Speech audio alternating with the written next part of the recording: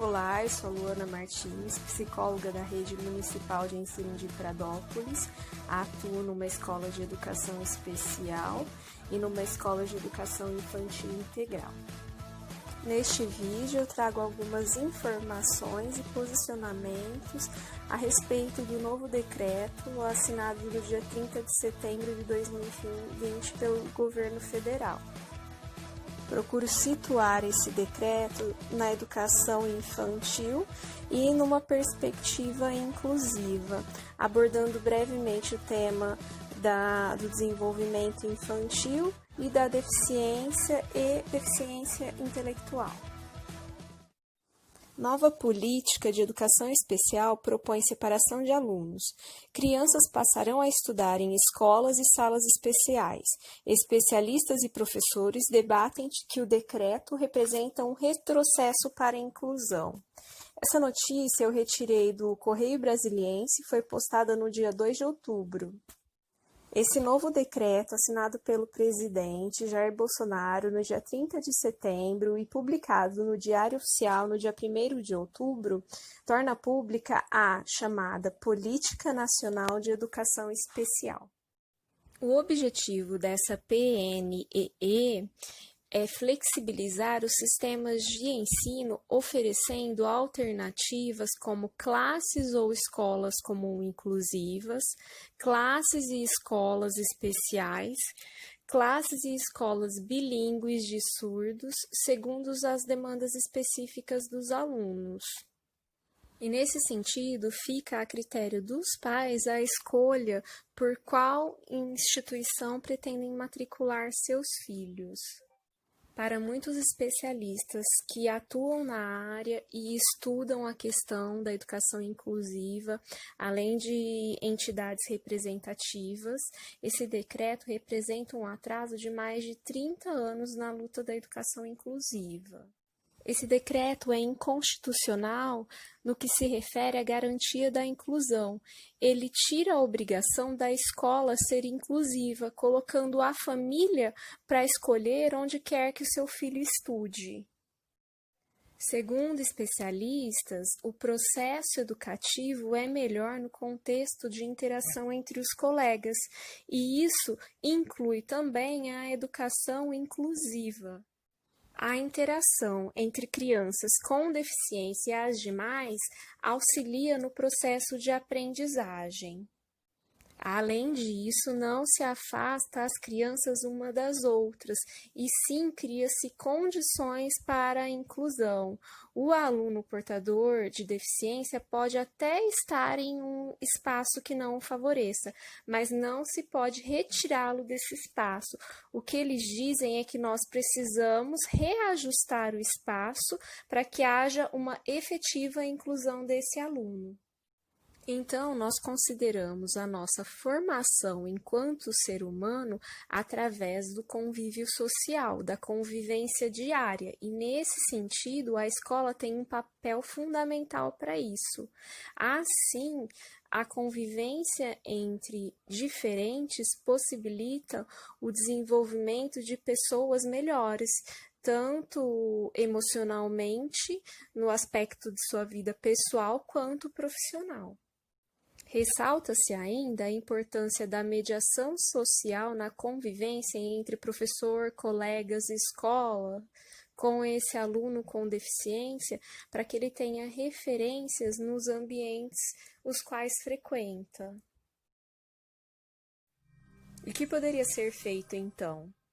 Diferentemente da proposta da PNEE, que é investir em instituições públicas e entidades como a PAES que quiserem adotar essa política, a proposta seria que esses recursos fossem para as escolas regulares, para que adquirissem cada vez mais uma estrutura acessível e capacitassem seus professores, além de elaborarem diretrizes pedagógicas que também direcionassem esses professores.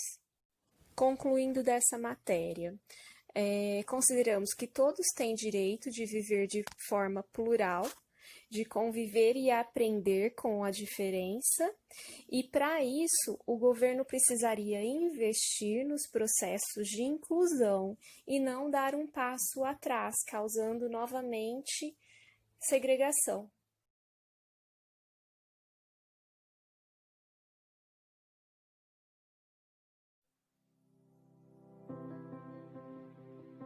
Eu trago agora 2 posicionamentos a respeito do decreto. O primeiro é o da minha categoria profissional, Conselho Federal de Psicologia, CFP, e o segundo é o do Instituto Jô Clemente, a antiga APAE de São Paulo. Bom, o CFP coloca que o decreto modifica a atual Política Nacional de Educação Especial na perspectiva da educação inclusiva, que estava vigente desde 2008. E à primeira vista, o que pode parecer um avanço, na verdade traz um retrocesso e um risco do retorno à segregação. Coloca na possibilidade de escolha por parte da família do local onde a criança com deficiência pode estudar, se é uma escola regular, uma escola especial ou bilíngue. Na verdade, não se trata de uma escolha, mas sim de uma não garantia dos direitos da pessoa com deficiência. Se trata de ferir a Constituição Brasileira de 88, que em seus objetivos fundamentais advoga promover o bem de todos, sem preconceitos de origem, raça, sexo, cor e quaisquer outras formas de discriminação. No texto do CFP, coloca como indícios de retrocesso e pontos problemáticos algumas questões, como a ausência da participação de setores da sociedade civil, as pessoas com deficiência, os familiares, os pesquisadores que investigam a questão do processo de ensino-aprendizagem. E também vai contra o importante lema dos movimentos das pessoas com deficiência, que é nada sobre nós sem nós, e que mostra a posição reiterada do governo em não dialogar com a sociedade. Outro ponto polêmico é a construção das salas de aula especiais, ao invés do oferecimento de um sistema educacional inclusivo, em que se busque a ausência ou mínima discriminação e a igualdade de oportunidades. Retira-se do aluno com deficiência o direito de estudar e ter acesso ao currículo escolar dentro da escola regular e inserido em classes comuns. E isso vai contra diversas leis nacionais e tratados internacionais, inclusive no ECA, o Estatuto da Criança e do Adolescente, que determina aos pais os responsáveis a obrigação de matricular seus filhos ou pupilos na rede regular de ensino. Citam-se diversos marcos legais para mostrar que a educação especial numa política de educação inclusiva deve ser vista como uma modalidade de ensino transversal, sendo que as atividades desenvolvidas no atendimento educacional especializado são complementares. E a formação dos estudantes com deficiência devem ocorrer dentro da sala de aula regular. Assim que se assegura a diversidade social e a igualdade de oportunidade no ambiente escolar, diferente do Decreto 10.502, que estabelece a educação especializada como uma modalidade escolar. E aí fragiliza os direitos da pessoa com deficiência e consolida a discriminação, tendo um retorno aos espaços segregados da educação. O decreto também se utiliza de expressões que integram a gramática da inclusão e da diversidade, como, por exemplo, singularidades, especificidades.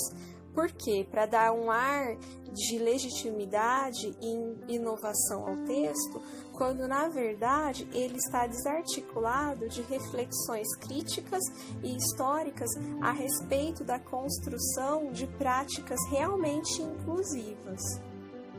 Nós ainda hoje vivemos em uma sociedade onde as pessoas com deficiência são vistas como incapazes ou menos capazes, ineficientes e inferiores, e essa suposta escolha familiar para a modalidade de ensino que vai querer para o seu filho vai gerar mais segregação e discriminação, porque vai impedir a construção e o investimento em recursos para que se possibilitem o desenvolvimento de espaços verdadeiramente pautados na inclusão e no respeito à diferença, à diversidade e à singularidade.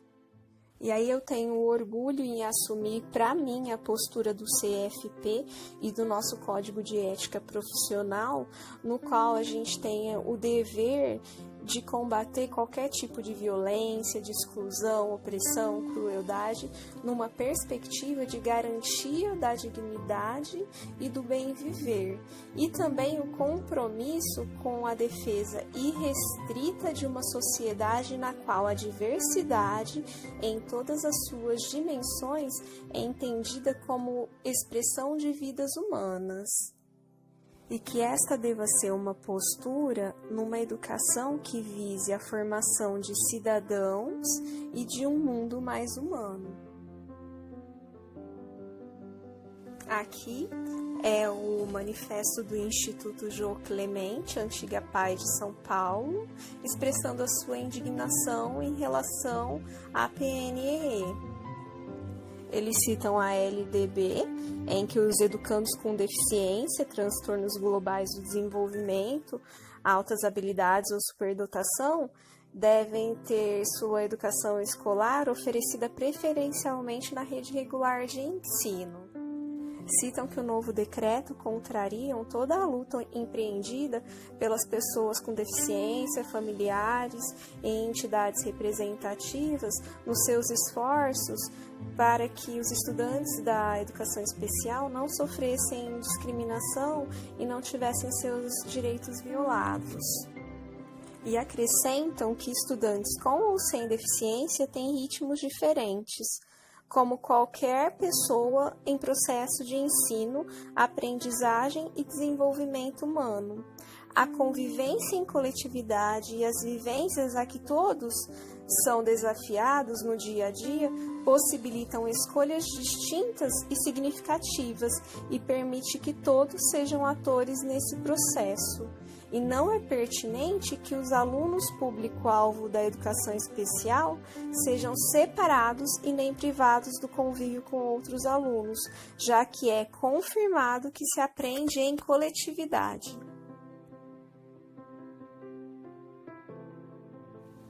Do que trata a lei, afinal?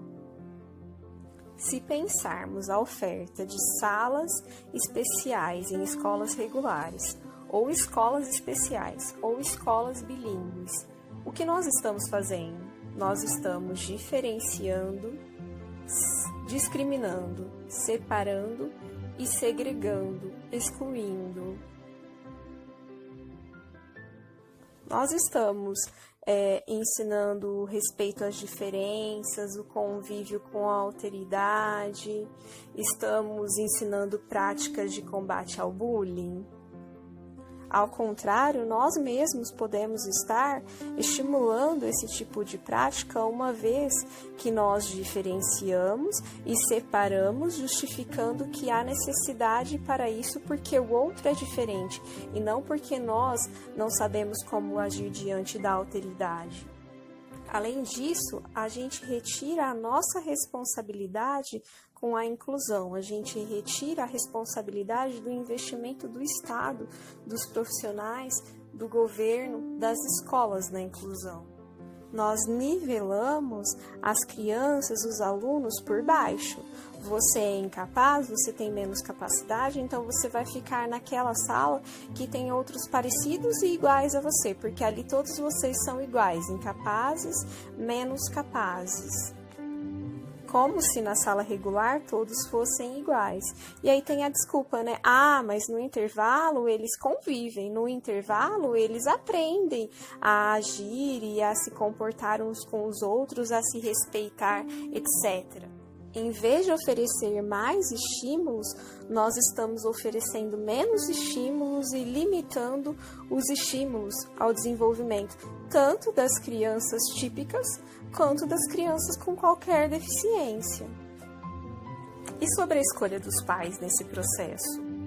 Nós temos muitos pais informados, conscientes, que buscam as melhores alternativas para o desenvolvimento do seu filho, mas nós não podemos nos esquecer que nós estamos num país onde a maior parte da população é pobre. A educação de qualidade muitas vezes não é acessível, pois os investimentos são poucos, os recursos. Os pais muitas vezes não têm as devidas informações a respeito de tratamento, educação dos filhos, melhores formas de lidar com a deficiência, estímulos, etc. E os pais, na ânsia de protegerem seus filhos ou de pensarem o melhor para eles, muitas vezes acabam optando talvez por segregá-los também. Até para que não passem por situações de preconceito, discriminação. Além disso, os pais lidam diretamente na prática com as dificuldades do processo de educação inclusiva e muitas vezes eles talvez pensem que é mais fácil separar os seus filhos, tirá-los, segregá-los, do que eles sofram nesse processo.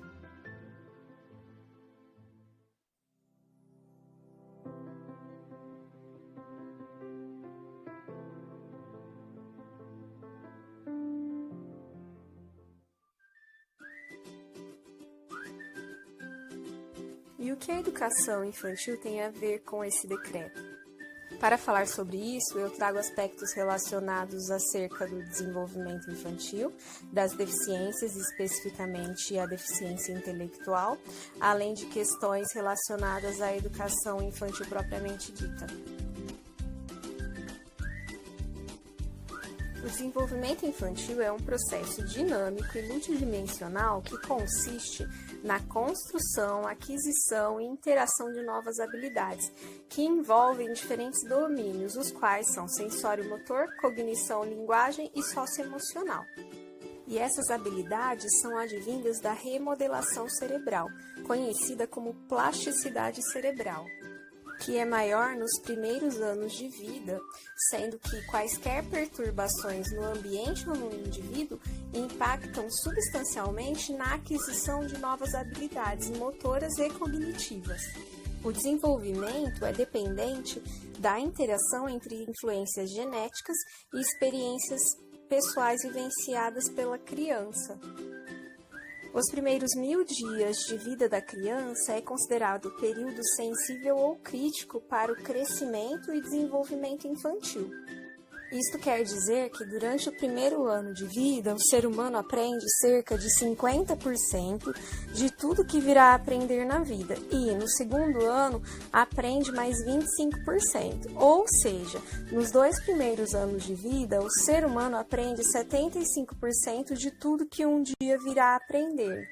Obviamente, parte desse aprendizado envolve os aspectos motores e físicos, como sentar, andar, mastigar, falar, mas também envolve os aspectos de ordem emocional, intelectual e espiritual. Por isso, as perturbações ambientais ou individuais impactam a aquisição dessas habilidades.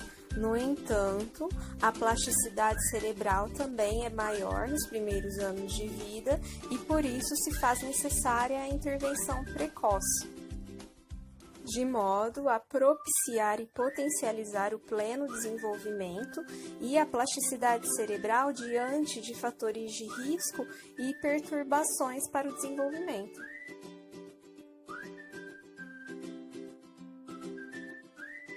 Nesta figura, vemos que na primeira infância o cérebro se modifica mais facilmente em resposta às experiências, sendo que com o passar do tempo é necessário muito mais esforço para que essas mudanças cerebrais ocorram. Os períodos sensíveis do desenvolvimento cerebral são os momentos em que as possibilidades de modificações dos circuitos cerebrais em resposta ao ambiente são maiores. Nos períodos sensíveis há maior plasticidade para aquisição de habilidades e eles funcionam como uma janela de oportunidades em que a criança estaria particularmente mais receptiva a experiências ambientais ou a intervenções. Em contrapartida, o desenvolvimento infantil também pode ser afetado pela presença de estímulos negativos ou perturbações externas. Nessa figura, nós observamos que as habilidades sensório-motoras, socioemocionais e cognitivas se aprimoram em momentos diferentes, mas o destaque é para os primeiros 5 anos de vida, fase da educação infantil.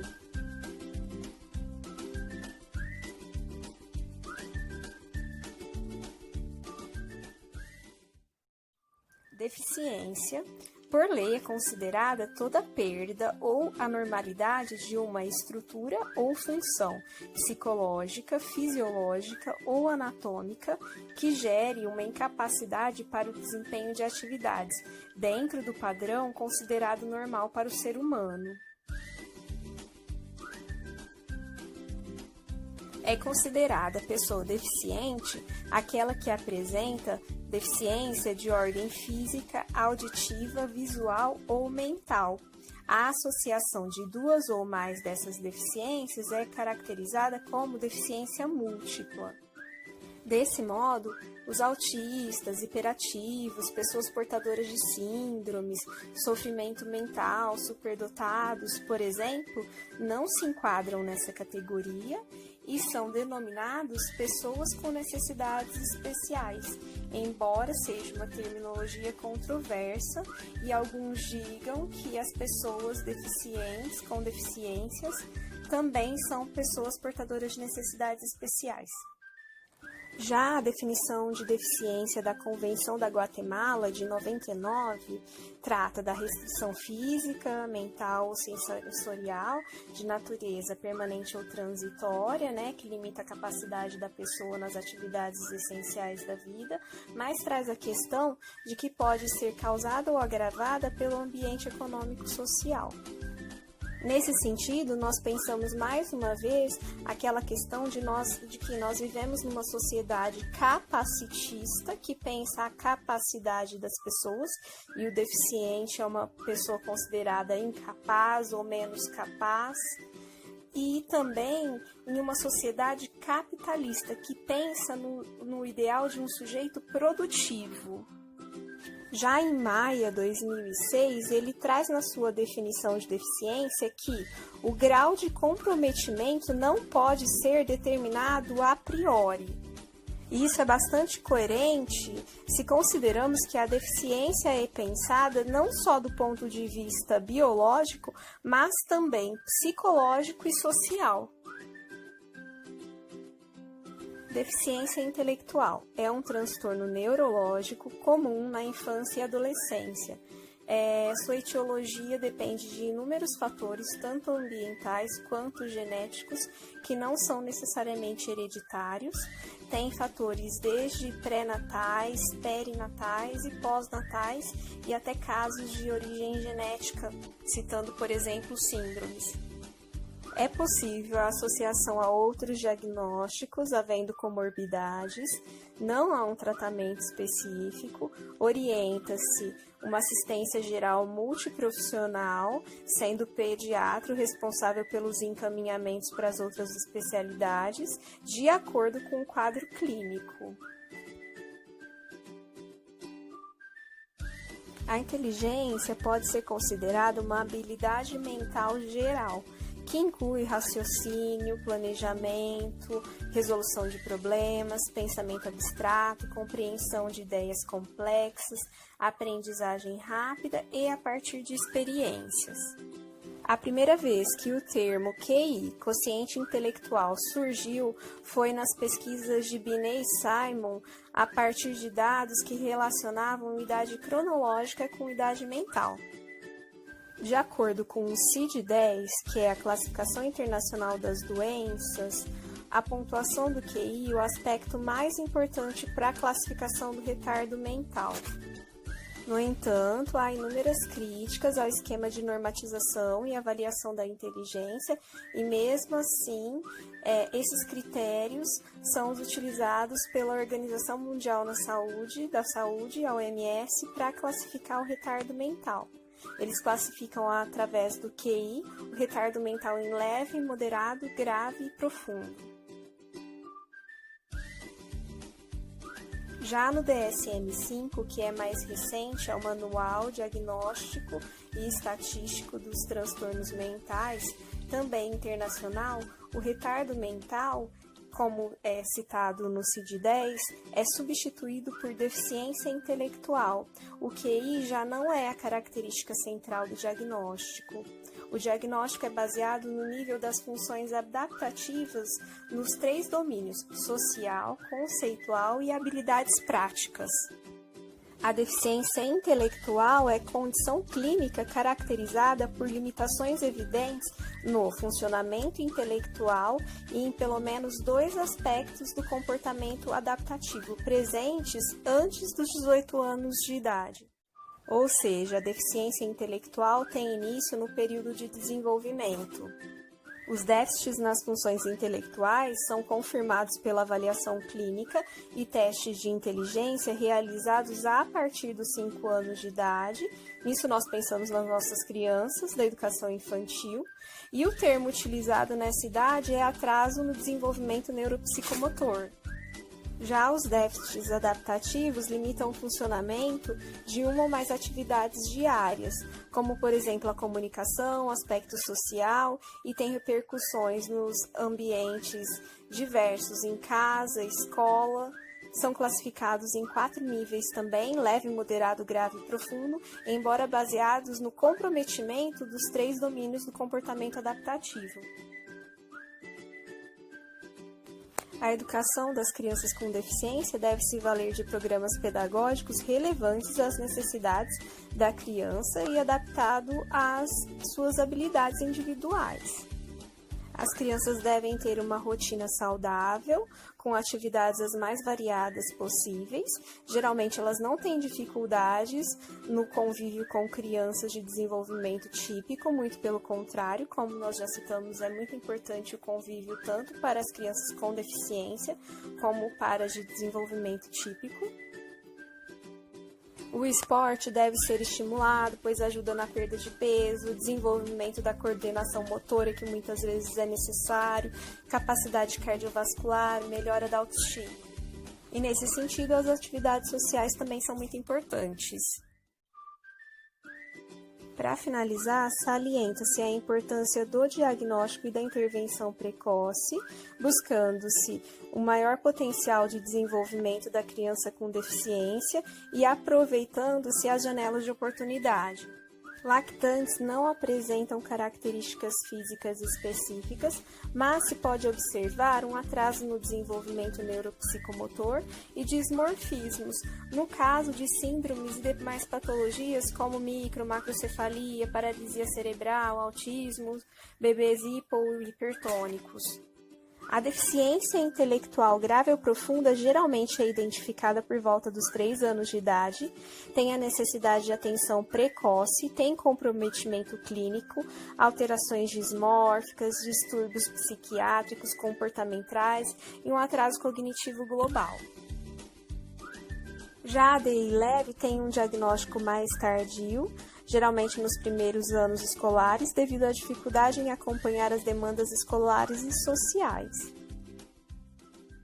Muitas vezes pode haver dificuldade na diferenciação entre deficiência intelectual e transtornos de aprendizagem, sendo que as queixas mais comuns são transtornos na fala, baixo rendimento escolar e alterações comportamentais. É preciso estar atento às possíveis comorbidades, como distúrbios visuais, auditivos, comportamentais, alguma deficiência motora, crises epiléticas e considera-se quanto maior a gravidade da deficiência intelectual, maior o número e a gravidade das patologias associadas.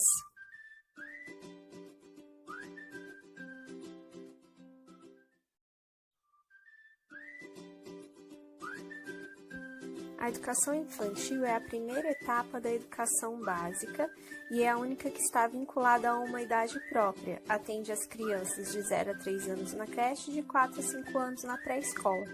Tem como finalidade o desenvolvimento integral da criança em seus aspectos físico, psicológico, intelectual e social, complementando a ação da família e da comunidade. No atendimento integral às várias dimensões do desenvolvimento infantil, é indispensável a associação entre o cuidar e o educar. Deve ser oferecido à criança um ambiente acolhedor, saudável e seguro, além de práticas pedagógicas adaptadas aos seus conhecimentos, à sua realidade e às suas necessidades. Basicamente, através de atividades lúdicas, brincadeiras e jogos, a criança deve ser estimulada em suas capacidades e potencialidades emocionais, sociais, físicas, motoras, cognitivas e fazer a exploração, a experimentação e as suas descobertas. O próprio portal do MEC trata que a educação infantil é um direito humano e social de todas as crianças até 6 anos de idade, sem distinção decorrente de origem geográfica, caracteres de fenótipo, como cor da pele, traços de rosto, cabelo, da etnia, nacionalidade, sexo, deficiência física ou mental, nível socioeconômico ou classe social. A avaliação não tem o objetivo de promoção ou acesso ao ensino fundamental e consiste sim num registro do desenvolvimento da criança. A função pedagógica consiste na organização e aplicação de atividades que contribuam para o desenvolvimento da criança de 0 a 5 anos. De acordo com o referencial curricular da educação infantil, considera-se que as crianças são diferentes entre si, que cada uma possui um ritmo de aprendizagem e que, portanto, deve-se propiciar a elas uma educação baseada na condição de aprendizagem de cada uma, considerando-se as singularidades e as suas características próprias. Observa-se que a educação infantil é encarada como um meio de inserção social e uma possibilidade de acesso indiscriminado. E isso vai de encontro com a frase de Paulo Freire, que diz que quando se tira da criança a possibilidade deste ou daquele espaço da realidade, na verdade se está alienando-a da capacidade de construir seus conhecimentos, porque o ato de conhecer é tão vital quanto comer ou dormir, e eu não posso comer por alguém. O conhecimento de si, do outro e do mundo é construído na convivência social.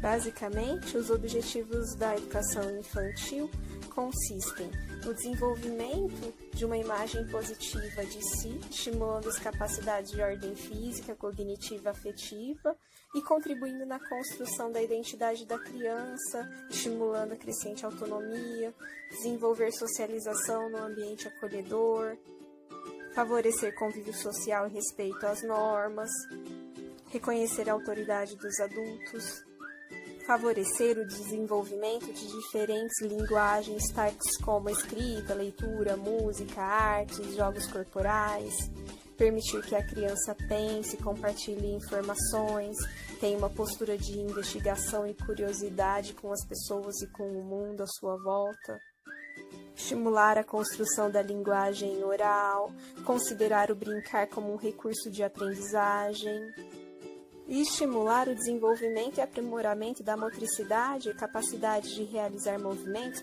através de jogos e brincadeiras.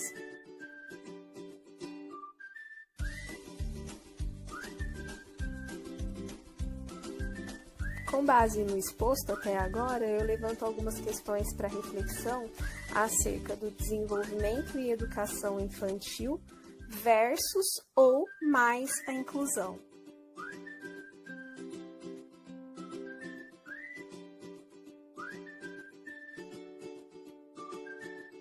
Considerando as necessidades de desenvolvimento da criança da educação infantil, é possível trabalhar a inclusão? As necessidades de estimulação das crianças de 0 a 5, 6 anos são necessidades básicas do ser humano. As deficiências não estão sedimentadas, cronificadas, o cérebro está em desenvolvimento e podem ser trabalhados os aspectos sensoriais, como tato, visão, audição, olfato, gustação, a motricidade fina, grosseira, linguagem, sociabilidade, aspectos pessoais, altos cuidados e autonomia. E isso é necessidade de todas as crianças, sejam elas crianças de desenvolvimento típico ou atípico, no caso das crianças com deficiência. Com o passar do tempo, sim, as disparidades entre a criança e a pessoa com deficiência e a pessoa ou a criança sem deficiência vai aumentando por falta de estímulo, por questão social, econômica, como nós já vimos. Mas no início da vida, a necessidade de estimulação é de habilidade básica de qualquer ser humano. E aí vamos para a próxima pergunta. É possível agir positivamente no desenvolvimento infantil de crianças típicas e atípicas através do estímulo às áreas citadas, considerando a neuroplasticidade cerebral e os períodos sensíveis do desenvolvimento? Cada uma no seu nível de desenvolvimento, nós podemos sim estimular as habilidades sensório-motoras, socioemocionais e cognitivas das crianças. E considerando as etapas do desenvolvimento, nós não podemos pular de habilidades mais simples para habilidades mais complexas se as crianças não aprenderam ainda aquelas habilidades mais simples, mesmo que elas já tenham passado da idade. Próxima. É possível considerar já na educação infantil ou nos anos fundamentais iniciais um caso de suspeita de DI como já cronificado sem chances de evolução e daí, portanto, o único e último recurso seria a educação especial exclusiva?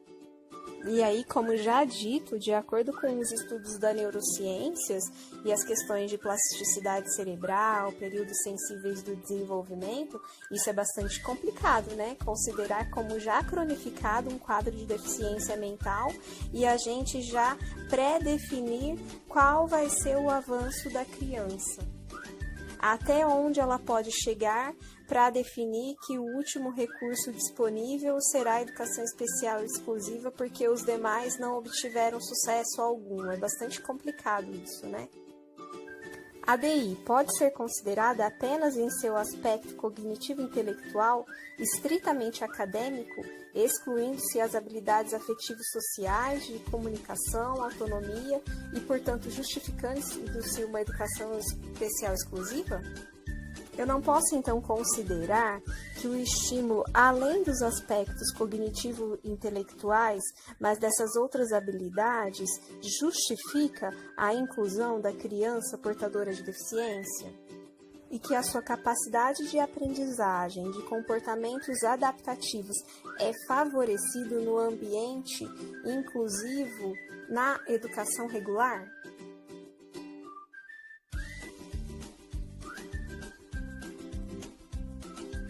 Podemos estimular cognitivamente crianças com DI ou suspeita? Aqui devemos considerar sempre o desenvolvimento das habilidades mais simples para as mais complexas. Por exemplo, a criança aprende a reconhecer os sons, aprende a reconhecer as figuras, as imagens, começa a tentar nomear as figuras e reproduzir sons, palavras, frases, começa a desenvolver a sua comunicação verbal, por exemplo, e isso é um pré-requisito para a alfabetização, para a leitura e escrita. E podemos estimular os comportamentos adaptativos nas crianças? Com certeza, podemos estimular habilidades nas 3 áreas adaptativas, sejam conceituais, sociais ou práticas. Por exemplo, estimular a linguagem, a leitura, escrita, raciocínio, habilidades interpessoais, estimular responsabilidade, autoestima, a capacidade de seguir regras, obedecer a leis. Podemos incluir atividades da vida diária, no caso das atividades práticas, usar banheiro, vestir-se, se locomover. E aqui eu faço um link com a frase de Maia que o grau de comprometimento de uma deficiência não deve ser definido a priori, citando que nós devemos pensar antes em aproveitar as janelas de oportunidade, as fases sensíveis do desenvolvimento cerebral. Não é fácil diagnosticar uma deficiência intelectual já na primeira infância, a não ser que seja uma deficiência grave ou profunda. Justamente porque todas essas habilidades estão em desenvolvimento na primeira infância e a sua evolução vai depender de um combo entre potencial individual e estímulos ambientais. Por isso, não devemos limitar estímulos na infância e sim, ao contrário, proporcionar cada vez mais estímulos variados, diversos, em ambientes com riquezas de recursos de todos os tipos, materiais e sociais. E aqui, apenas as crianças atípicas se beneficiam do contato com os mais variados estímulos e com a diversidade? É claro que não, as crianças de desenvolvimento típico também serão amplamente estimuladas e terão uma riqueza maior em seu desenvolvimento. E a última questão. É muito diferente trabalhar com crianças da educação infantil, considerando-se aspectos relativos à idade de apresentação e desenvolvimento, manifestação clínica das deficiências como um todo? Nós pensamos, então, que na educação infantil nós trabalhamos com o desenvolvimento de habilidades básicas, sejam elas de cuidado pessoal social, linguagem, motricidade fina e grosseira, e questões pedagógicas. E eu ressalto que para que ocorra de fato a inclusão, algumas crianças necessitam sim de acompanhante ou de um professor mediador. Elas devem ser estimuladas a brincarem entre as outras crianças, a permanecerem na sala de aula, mesmo que necessite de uma adaptação para isso, e que ela não fique relegada a um cantinho em sala de aula. E os pais familiares devem ser chamados a participar ativamente da vida escolar da criança.